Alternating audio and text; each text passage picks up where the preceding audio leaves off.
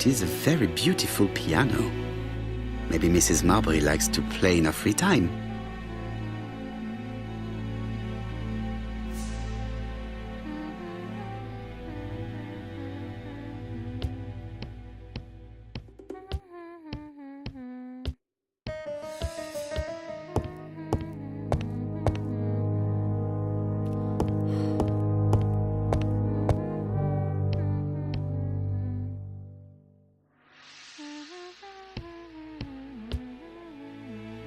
It looks like I've found the real master of this house.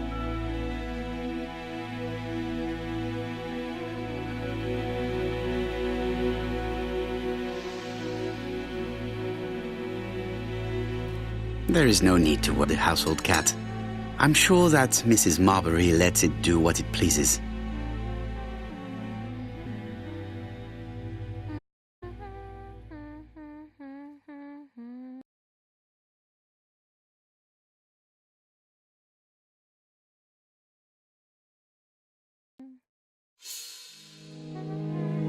You must Hercule Poirot. Chief Inspector Tapp told me that you might be coming.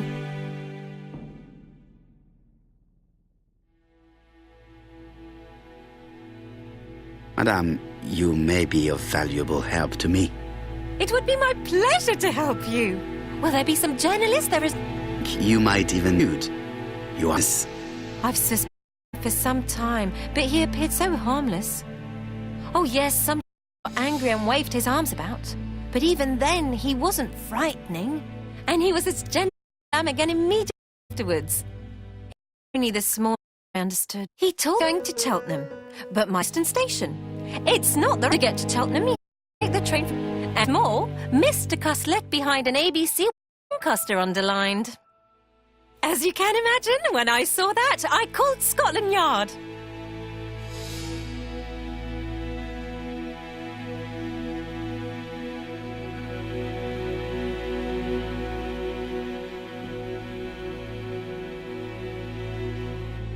One moment, please. How did you know that Cust had underlined Doncaster in his railway guide? I went and had a look in his... I see. Do you make a habit of searching belongings? Well, what are you going to do, sir? I bet you're going to him too. Tell me, do you have any other reason to suspect Mr. Cust? He's rather queer. He talks to himself. He has a bad cough. Because of the war, he says. And then he was in Churston when that millionaire did. I found his train ticket when I washed his coat. He didn't want me to wash his shirt. He washed it himself. But I did see big brown stains on it.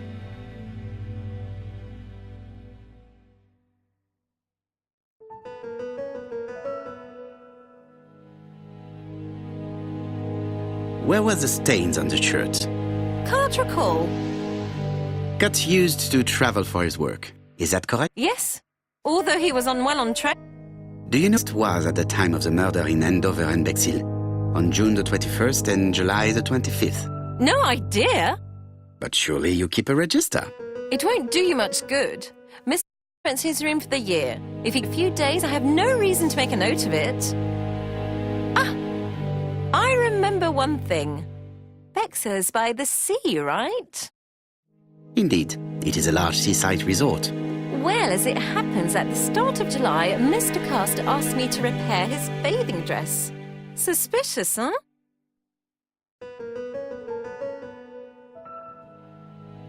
Very interesting. Please continue. I also forgot to say that he started buying newspapers that talked about the case.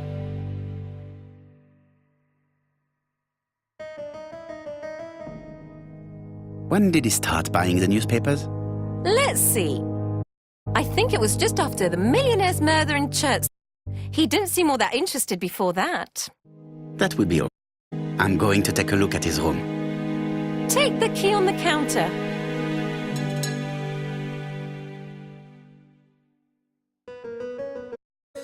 I should check the register. Mrs. Marbury may have something for me.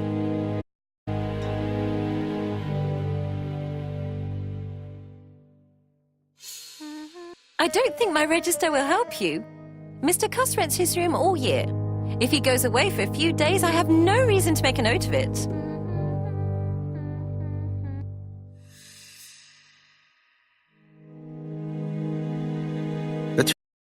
apparently has something to say to Mrs. Marbury.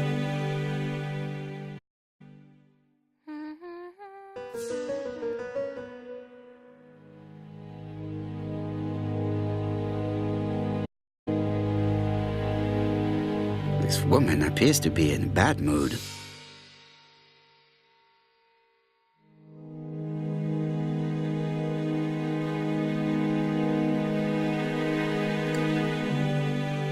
Mrs. Marbury is taking out her bad mood on the evening meal's potato.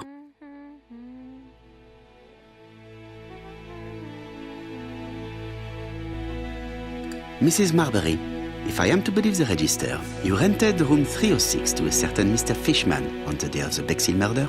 Room 306 is Cust's room. Can you explain yourself? If I did, it was because Mr. Cust wasn't here. What about it?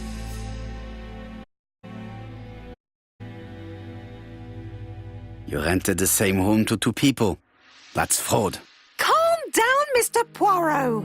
My lodgings were full and I couldn't let poor Mr. Fishman sleep outside.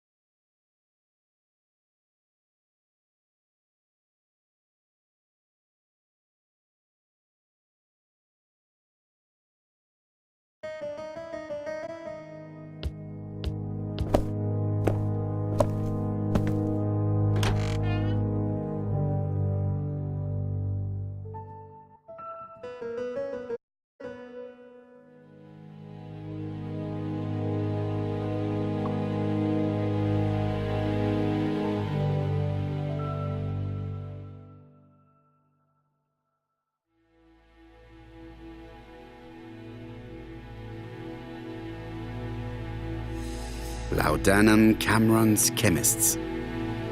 Laudanum, a medicine for coughs. It is what Dr. Clark prescribed for Mrs. Asher. This subject would probably be useful to me.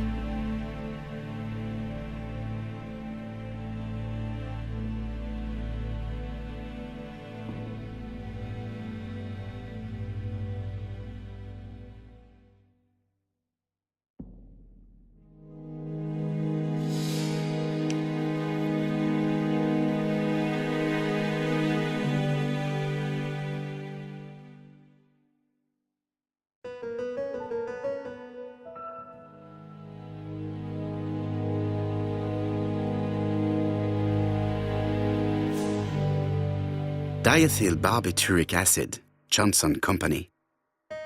I know this medicine. It is a powerful sedative. This subject would probably be useful to me.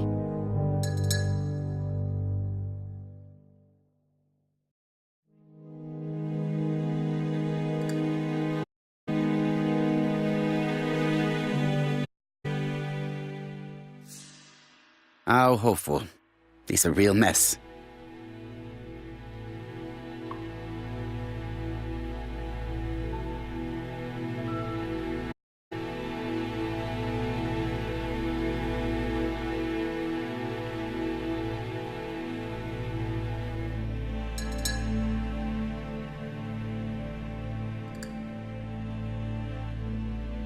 The least we can say that Mr. Cust is not very concerned about order and balance.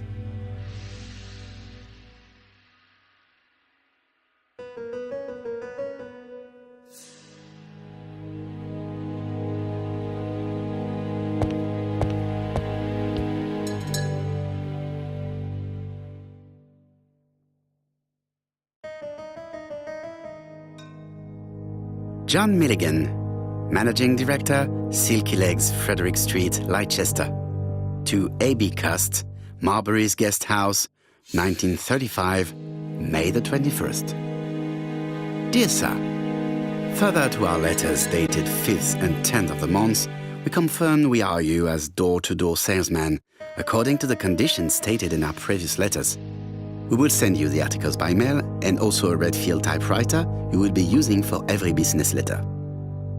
Regarding the schedule of your rounds, please do as following. June 21, Andover. Arrive by train the 20th in the evening and get a room at Station Hotel. Start your turn in the north part of the town. This letter establishes that Cust went to Andover, but the ink has hidden the destinations of his other trips. I know from Mrs. Marbury that he went to Churston. I just have to show that he went to Bexhill, and I will have proved that he was present at all the crime scenes.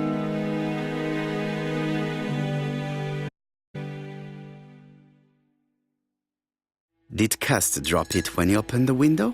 Or was it Mrs. Marbury while she was cleaning? I have to get the ribbon.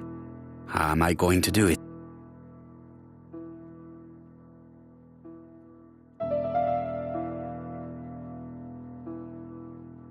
Something is blocking the ribbon. The ribbon is jammed. I have to start by freeing it.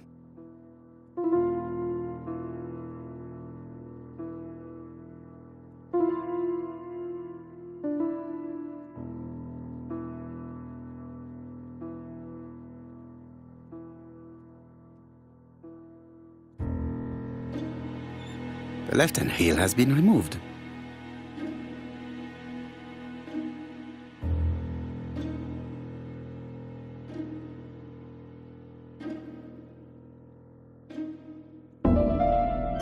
The right-hand heel has been removed.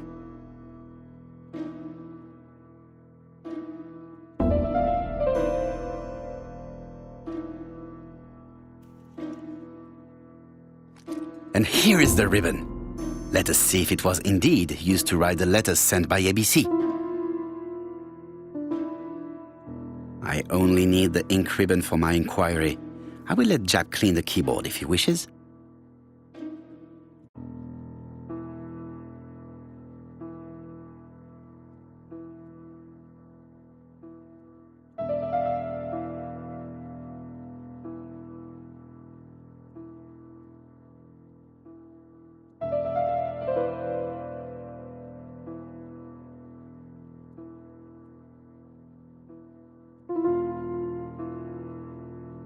All the letters announcing the murders were written on Cust's typewriter.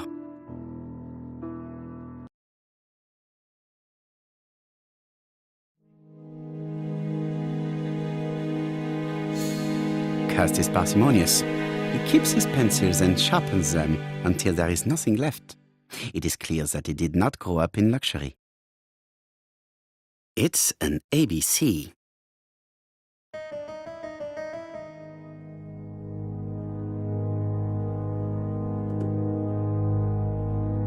A long-bladed knife, a murderer's weapon.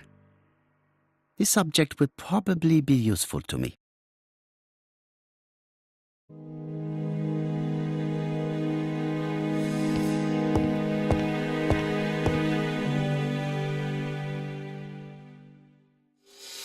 ABC guides, enough to sign about a dozen murders. It's closed.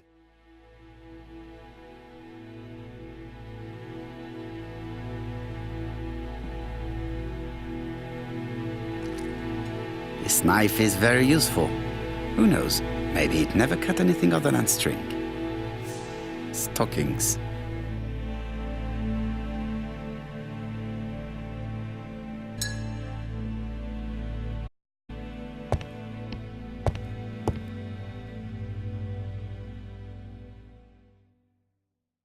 Trousers, white shirts.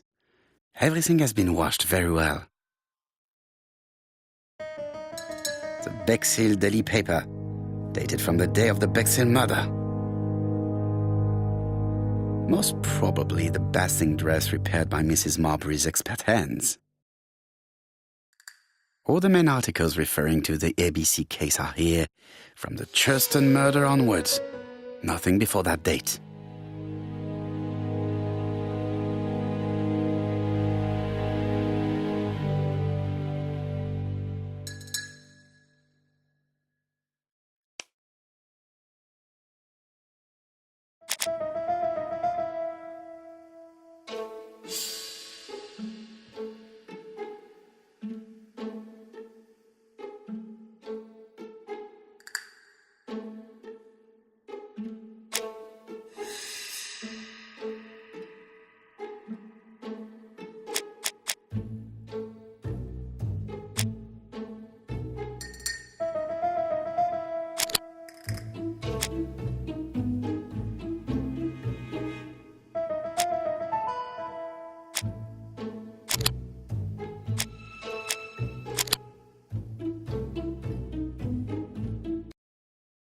The register shows that Cust did not sleep at the guest house on the day of the murder.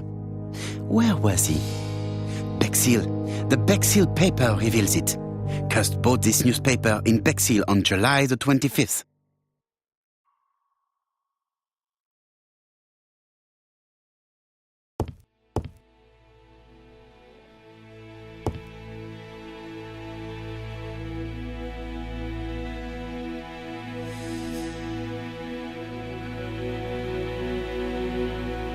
It is now the right time.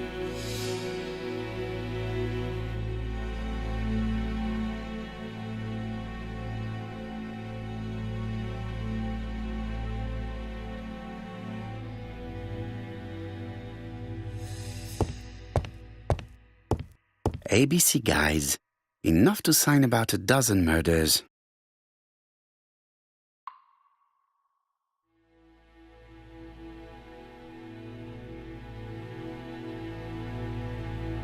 Stockings.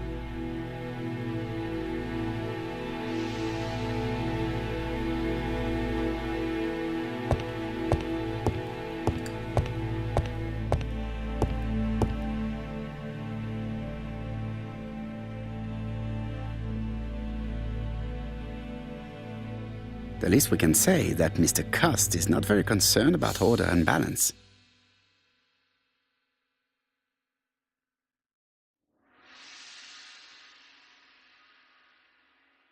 War of 1914-1918. By the King's order, the name of Corporal A. B. Cust, Devonshire Regiment, was published on the London Gazette on May the 10th, 1918, as mentioned in a dispatch for gallant and distinguished service. An army dispatch, wounded on the Somme front, victim of a gas attack, Corporal Cust greatly deserves his distinction.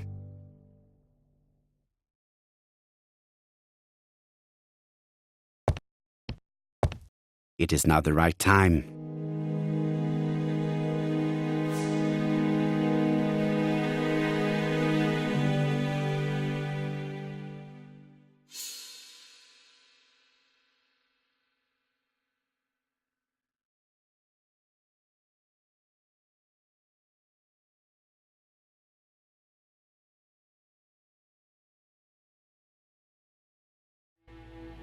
This dark stain.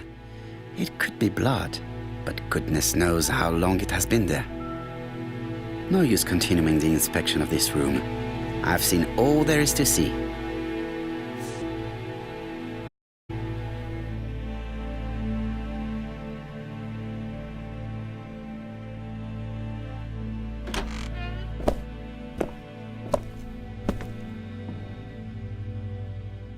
Goodbye, Mrs. Marbury. Thank you for your help.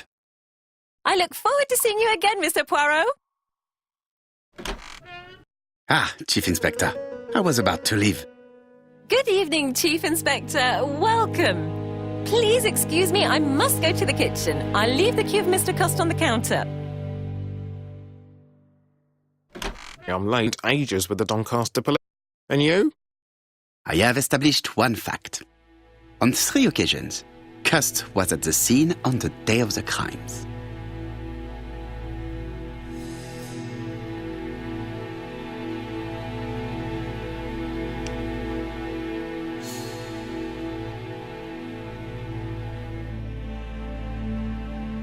I had best talk to Job.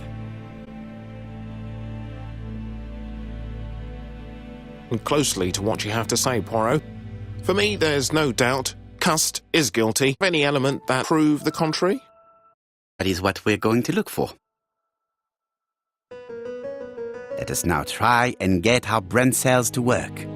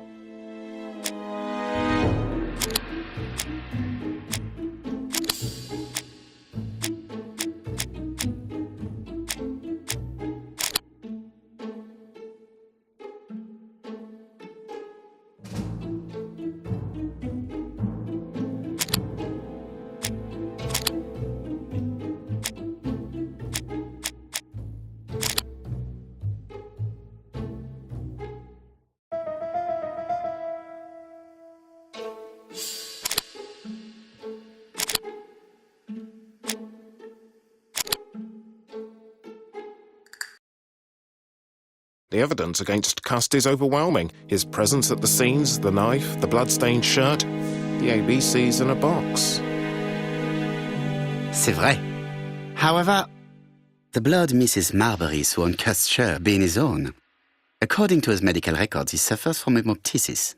The murderer cut Sir Carmichael's throat from behind, and the blood spurted outwards. You expect the murderer's shirt to be stained on the sleeves, not on the buttonholes, yet we see quite the opposite. You would expect the murderer to keep the newspaper articles about his crimes. But Cust's collection starts in Cheston, as if it discovered the case rather late. I agree it's troubling, but it doesn't change my mind. There's small details that we should be able to clear up by questioning Cust. When can you talk to him? Doncaster is sending him to us on the first train. Are they questioning him already? He says he can't remember a thing. It's plausible. Doctors say he suffers from absences and amnesia. Mrs. Marbury has confirmed this. He may have done the murders in an altered state. A familiar situation. It's not enough to clear his name. Dr. Thompson insisted that even if you don't know what you're doing, you never commit a murder without wanting to. Très intéressant. I shall remember that. Right. I'll go and examine the suspect's room. Chief Inspector, I took the liberty of removing a few clues to examinatum. All right, we'll discuss them tomorrow. In the meantime, I'm going to see if you've missed something.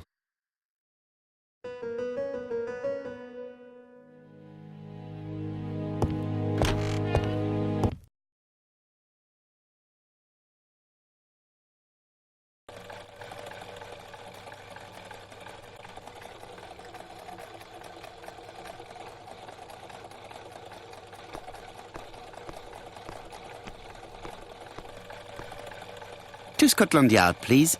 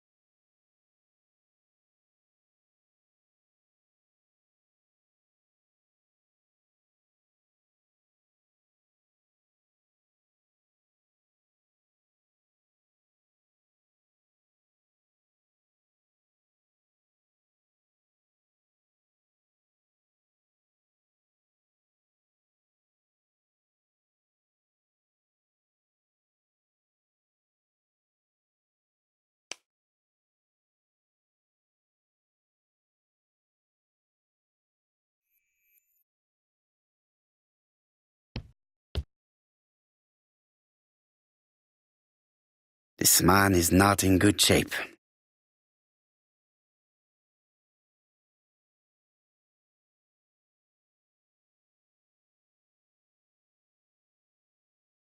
He is worried and very tired, and other police have been hard on him.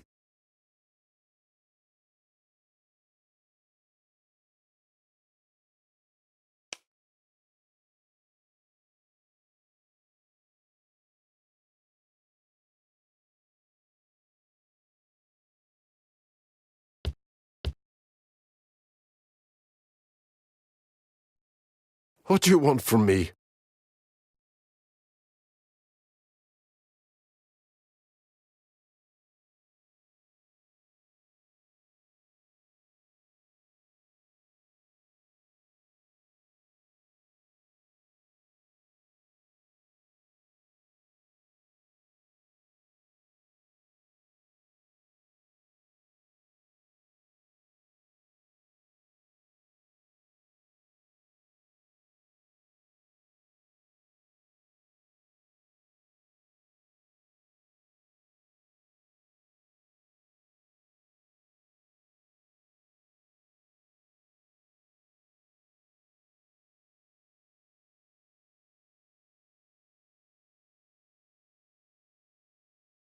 Good day, Mr. Cust. I am Hercule Poirot. Ah, you're the detective.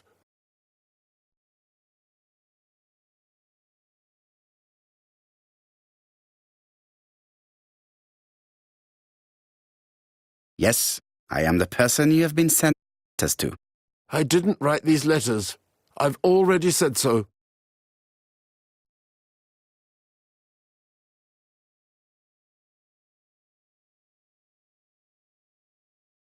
Très bien. You did not hide these letters. But the question remains, who did? Probably one of my enemies. I have many.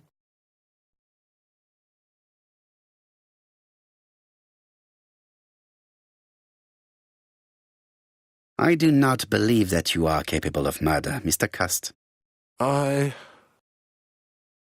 hope not.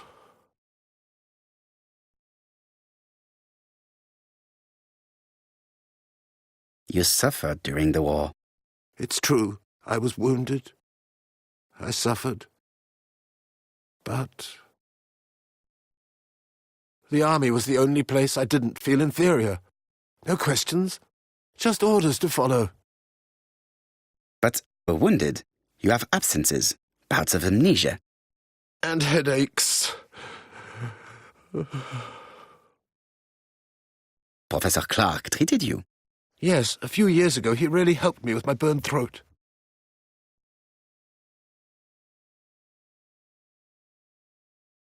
Of course, you never considered killing a doctor who took such good care of you. No, never.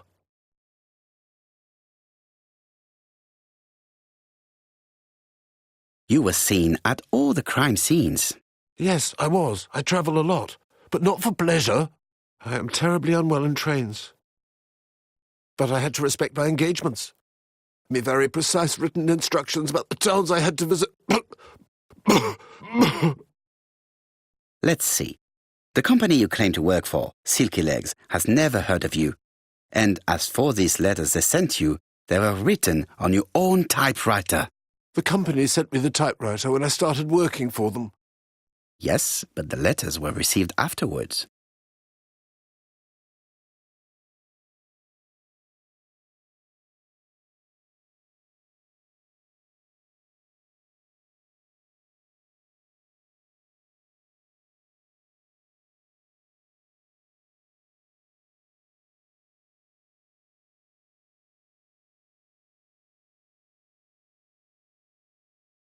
So it would appear that you typed them before sending them to yourself. I don't remember. Good God! I don't know what's happening to me. My head hurts terribly.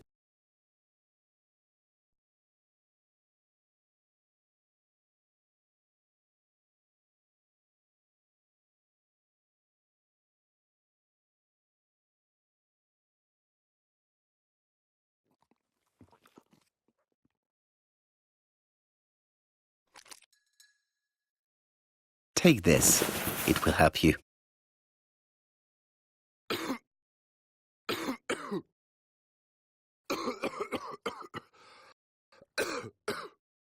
Oh, I think I'll be fine. Let us see, Cust. Look at me. You know very well that you committed these murders? Yes, I know. But I'm not wrong in saying that you do not know why you committed them. No, I don't.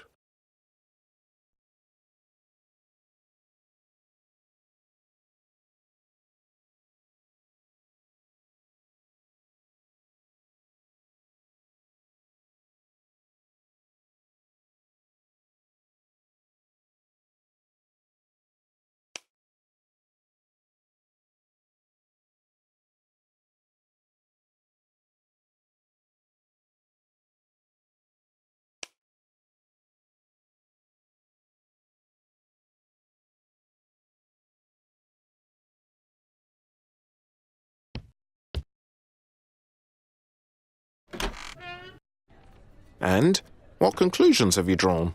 Plenty. It might help us to understand him a little better. Let us now try and get our brain cells to work.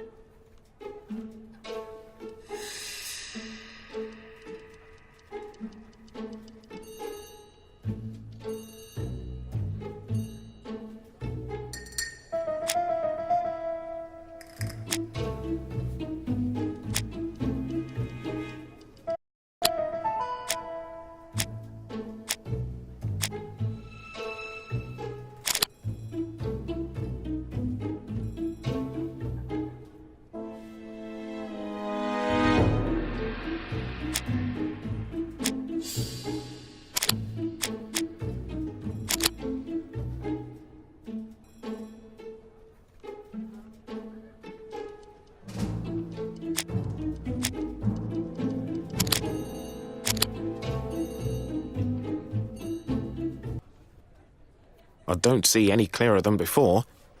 This is worse. There is one point to highlight.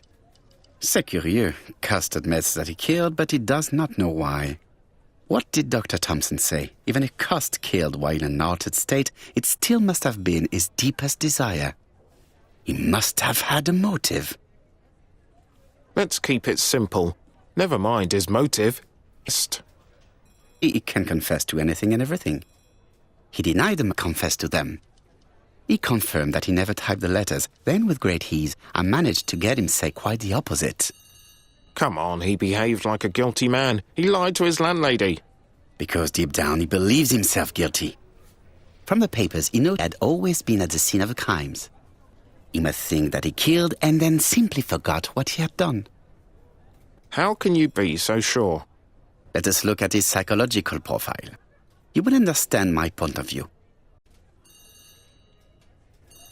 Let us now try and get our brain cells.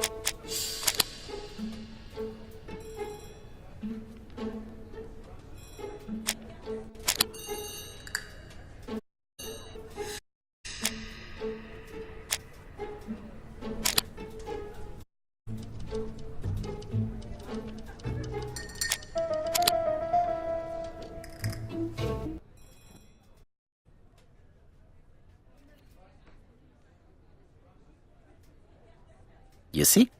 Cust's character is quite the opposite of the murderer's. But if he's a madman, can we really talk about his character? You know very well that our murderer does not behave like a psychopath. Apart from the signature, there is no ritual repetition in the choice of victims. Very well, you're right as always. So we have no confession, no culprit, no suspects, nothing. And all that after 2 months of inquiry? What should I do? Have faith. Just give me 24 hours.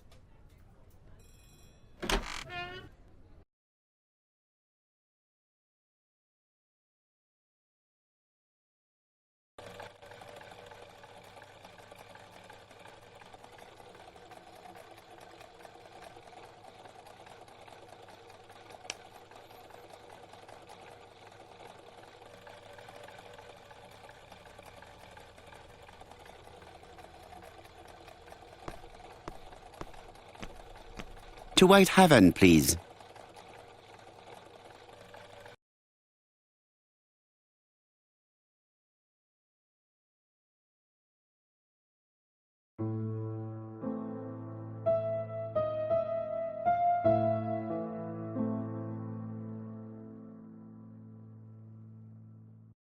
Cust's arrest is a great success, Poirot. It's all well, except maybe 1 or 2 details. Details. Ah, mon ami. The devil is in the detail, as we say.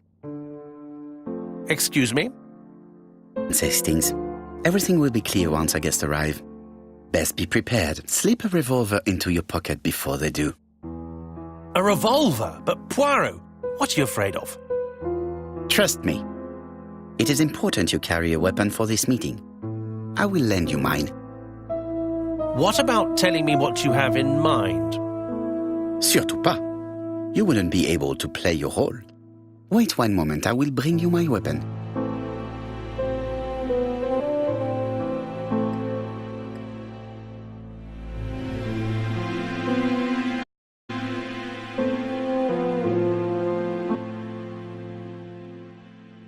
Hastings' photo album. He is very proud of his bag.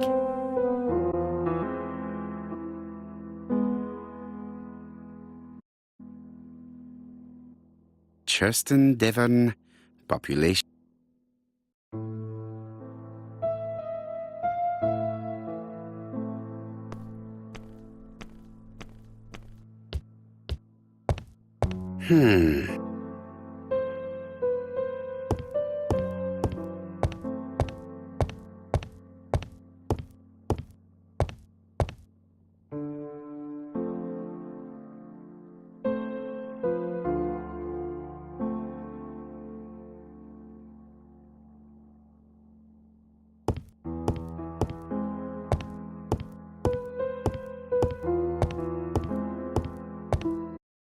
The white ammunition are blank cartridges. The others are real bullets. The revolver is loaded with real bullets. I still have time to choose blanks. The revolver is loaded with blanks. I still have time to choose real bullets.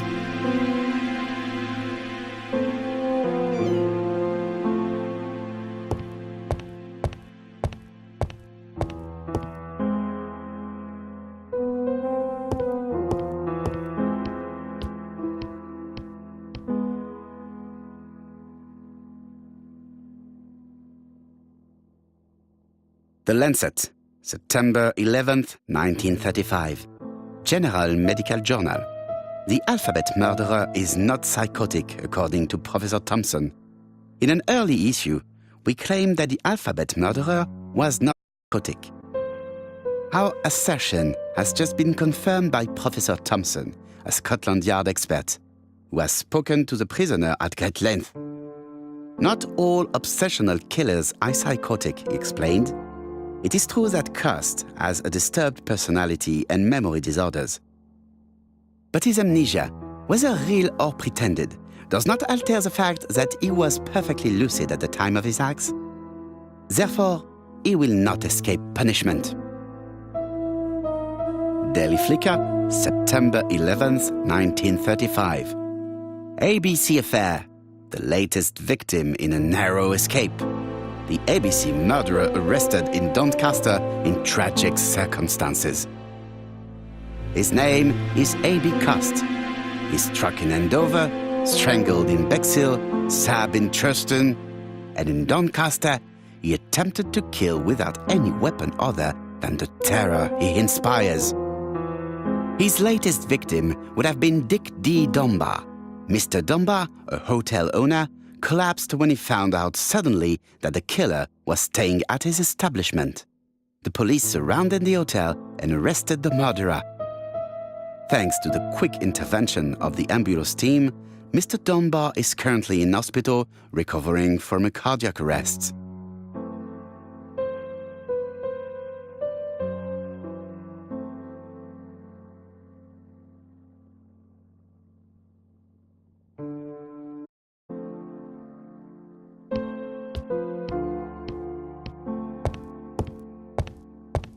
What about telling me what you have in mind?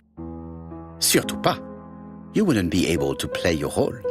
Wait one moment, I will bring you my weapon.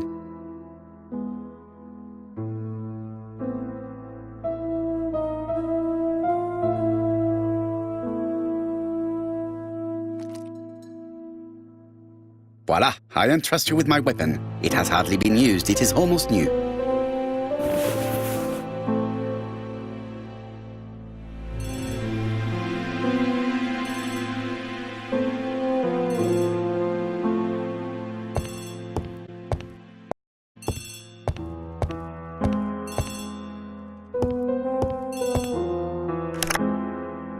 Chief Inspector, is that you? Yes. Sorry, but we haven't found anything. Have you checked the typewriter? And the packaging, the letter, and the ribbon reel. We've only found left by Cust and his landlady. Well, never mind, I shall make do. So, are you still going to hold your meeting? Of course, Chief Inspector. I can hear my guest coming up the stairs. Why have you brought us here, Mr. Poirot? Since Cust's arrest, I thought it was all done and dusted.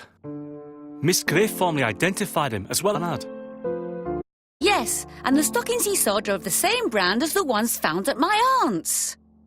This is all true. However, a case is not closed if some questions remain open. And one question is, why did the murderer send me his letters? Why did he challenge me, Hercule Poirot? Perhaps he wanted to play with you, to taunt you. Xenophobia? Maybe he didn't like you because you're foreign. I may be wrong, but maybe by provoking you, he was looking for glory? All these theories should be studied. Let us now try and get our brain cells to work.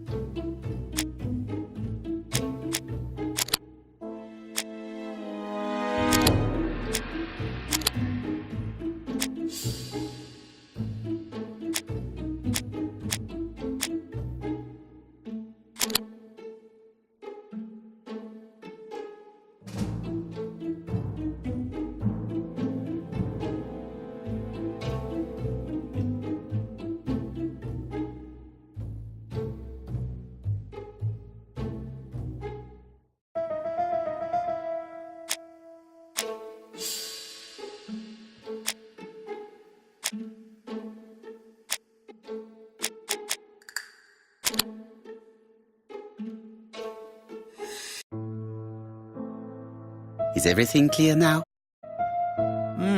You might like to explain your reasoning again. First of all, remember that the murderer made it a rule to always post his letter before the murder. he never digressed from that rule. However, in Churston, he had a problem.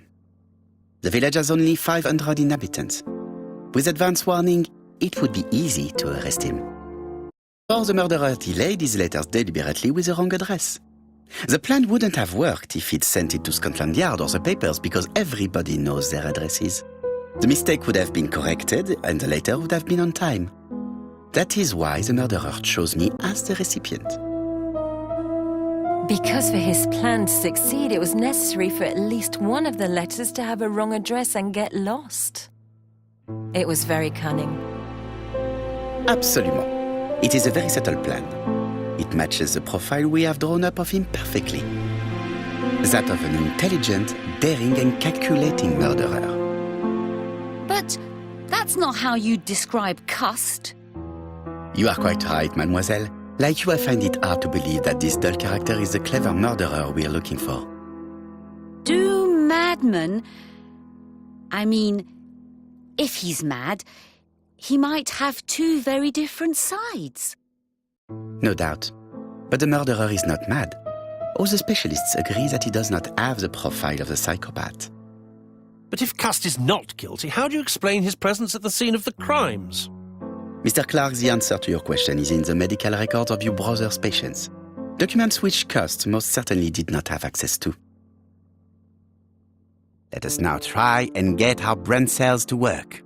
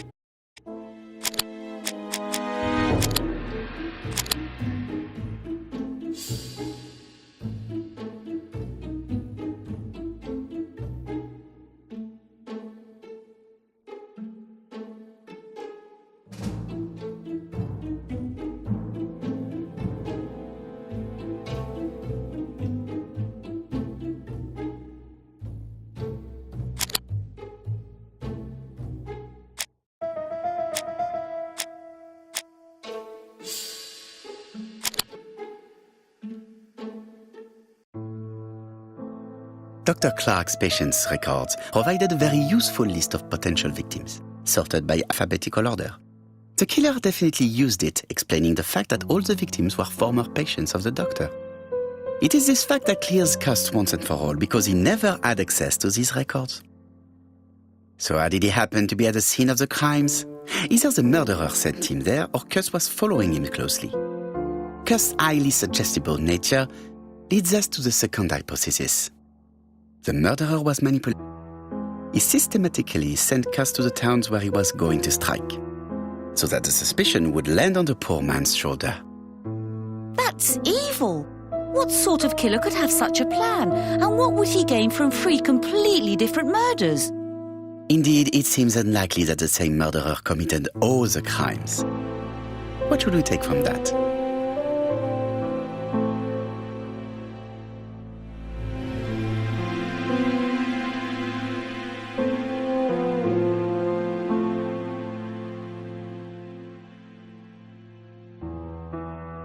Just one murder was of benefit to the murderer, the others were just diversions.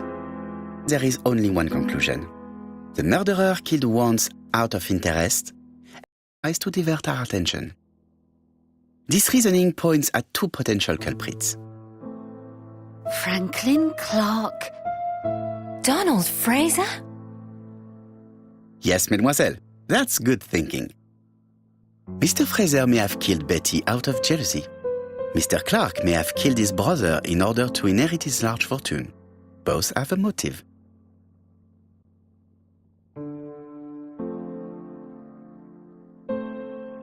But Donald did not have access to Dr. Clark's records. Please allow me to disagree with you, mademoiselle.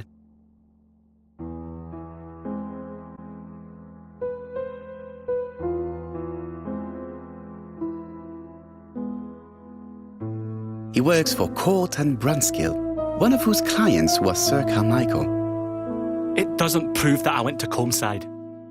You could have done it, and you may have used the opportunity to take a look at Sir Carmichael's records. You think I'm guilty?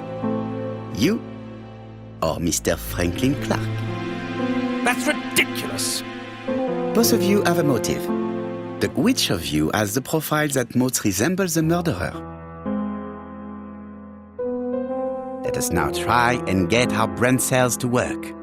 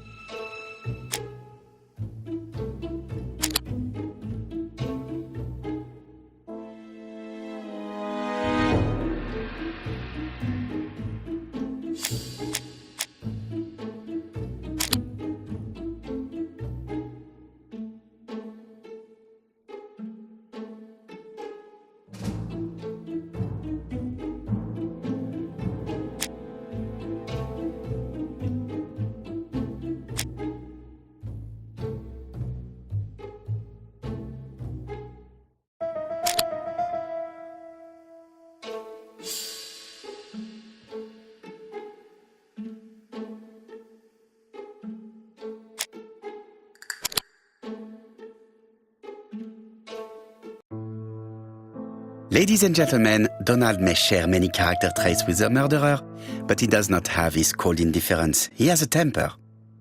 It is hard to imagine him planning anything.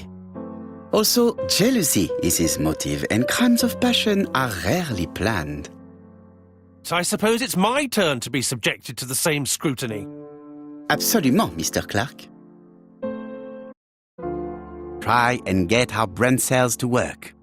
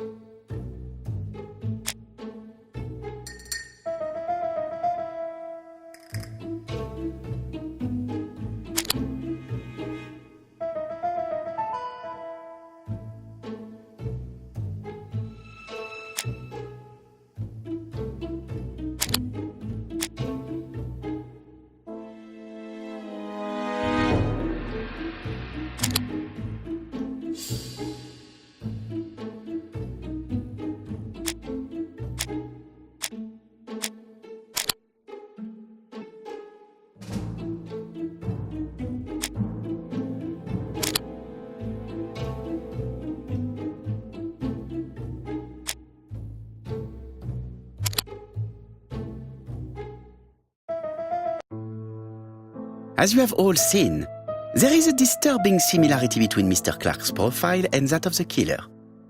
In actual fact, it is exactly the same. Mr. Poirot, your psychological studies are interesting, but your conclusions... Why would I have wished my brother's death? The inheritance is lawfully mine. I just have to wait. No, you had to act quickly.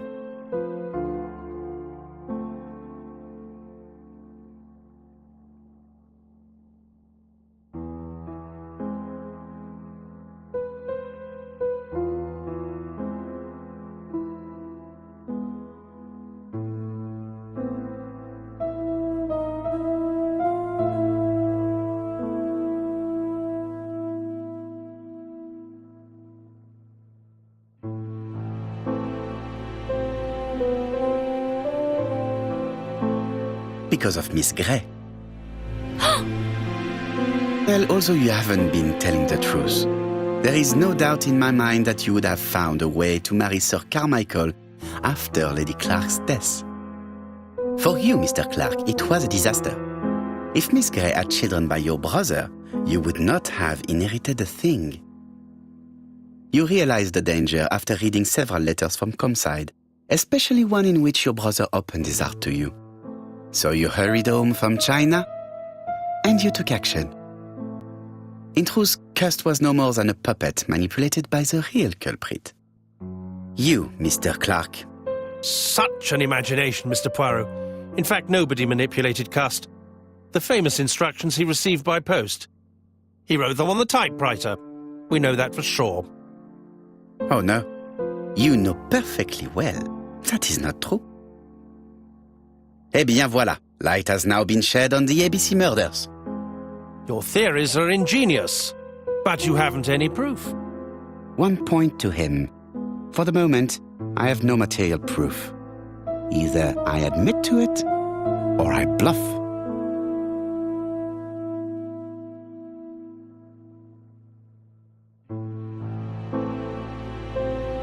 One thing proves it.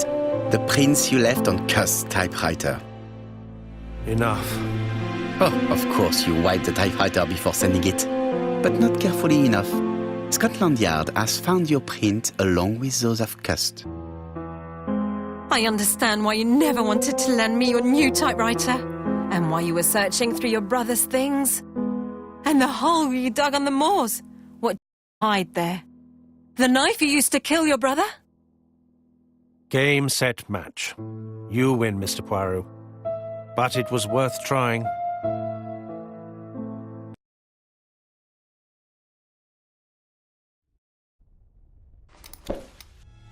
Don't come near me! I'll never let Poirot!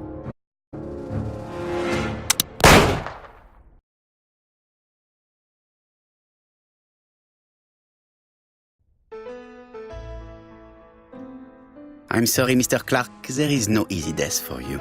Expected your reaction, so I used blanks. I'm sorry, mademoiselle, but your second chance has been lost. Franklin Clark will never inherit his brother's fortune.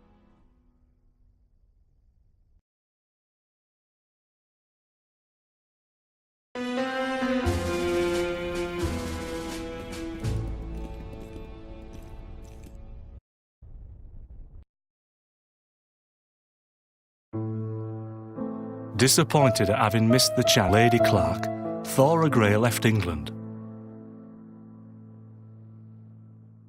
Donald Fraser and Megan Barnard married. On Poirot's recommendation, Mary Drower started to work for Lady Clark. The elderly lady's condition suddenly took a turn for the better. And a few months later, to Dr. Logan's great surprise, she was back on her feet again. According to this eminent physician, it appears to be an extremely rare case of spontaneous remission. Lady Clark has enjoyed very good health ever since.